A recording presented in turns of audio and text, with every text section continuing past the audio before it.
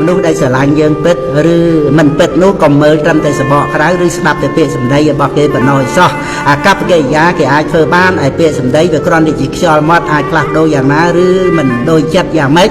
គឺចេះតែប្រព្រឹត្តទៅបានទាំងអស់មនុស្សដែលពោលថាស្រឡាញ់យើងស្គាល់ចិត្តស្គាល់ថ្លើមយើងនិងគោរពរាប់អានយើងនោះអាចគ្រាន់តែជាទឹកអប់ដែលបាញ់ដាក់មកឲ្យយើងសប្បាយចិត្តតែប៉ុណ្ណោះ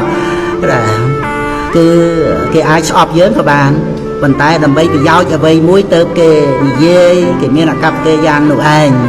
នោះដែលមិនធ្លាប់និយាយថាស្រឡាញ់យើងសម្បីតែម្ដងមិនធ្លាប់អួតសរសើរយើងណាម្ដងសោះប៉ុន្តែគេអាចជាមនុស្សស្រឡាញ់យើងដោយពិត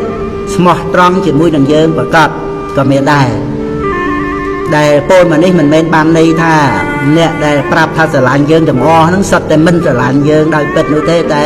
ពួកអ្នកដែលមិនធ្លាប់ប្រាប់ថាស្រឡាញ់យើងម្ដងសោះសុទ្ធតែស្រឡាញ់យើងដោយពិតនោះក៏ទេដែរគ្រាន់តែចង់ប្រាប់កូនឲ្យដឹងថាណានាស្រឡាញ់មិនស្រឡាញ់យើងដោយពិតនោះមិនមែននៅត្រង់សម្បកក្រៅនិងខ្យល់មាត់នោះទេគឺនៅត្រង់ការដែលធ្វើពិតដែលយើងត្រូវសង្កេតពិនិត្យក្នុងការយូរ